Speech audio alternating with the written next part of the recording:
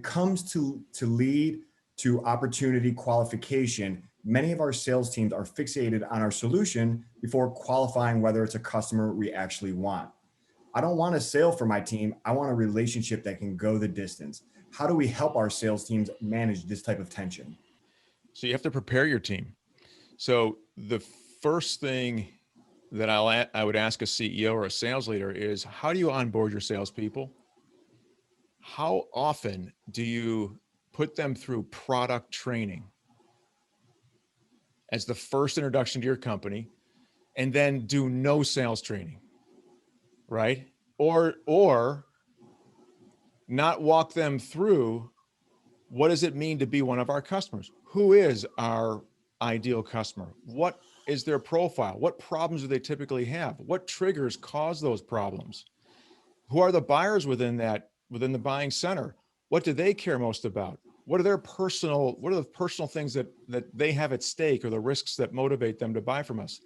You've got to give your salespeople the ammo, the experience, the insight into what your customers are like and what they're all about, so they can be effective on the phone.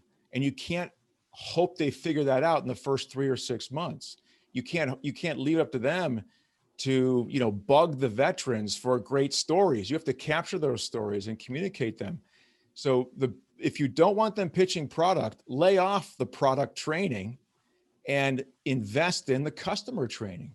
Teach them who your always buyer is. Teach them who your always customer is. Give them that insight, and that's what they'll default to. James, I think is great advice. And also what I like to do with sales training is to, in the morning sales meetings, play 3 of the best recorded calls and 3 of the worst recorded calls and talk about it. You can learn so much faster from actually hearing and applying things, that collecting data and doing, real deep dives into why was this a good call and how did it lead to a sale, and why was this a bad call. And we used to play in one of my sales teams I was growing, 3 and 3 in the morning, and they would identify it and be like a game. And everybody's learning curve would get so much quicker because it was real-time interaction and why, and there was a different kind of learning versus an hour sales training on how to build rapport. You heard rapport in 60 seconds and you got it. So I'd say that's another thing that you could do with your people to make them ramp up faster and pick stuff up intuitively rather than just training them. I have two suggestions for you, Ozzy. Love your music, by the way.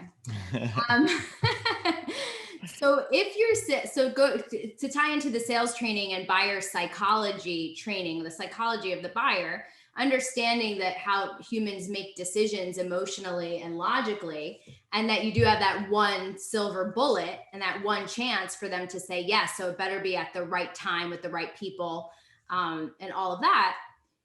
When they understand that they have one chance, so part of it's education, they have one chance. So it's okay to drag that out as long as you need to do the presentation or demo or offer at the right time.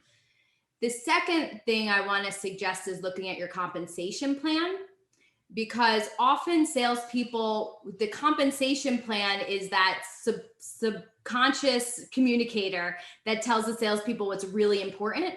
So I've seen, and the KPIs, your key performance indicators.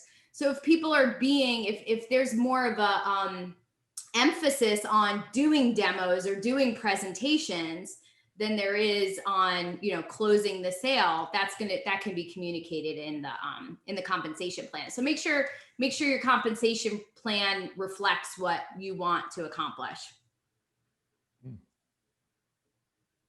I'll just add something really brief. Imagine that brevity. Psychology. Ozzy, if they're product centric, your sellers are product centric, it's because that's how you're training them. Change the training, man. You got to focus more on helping your sellers to understand the psychology of sales, and that will get them away from just doing your product centric selling, and role play a lot.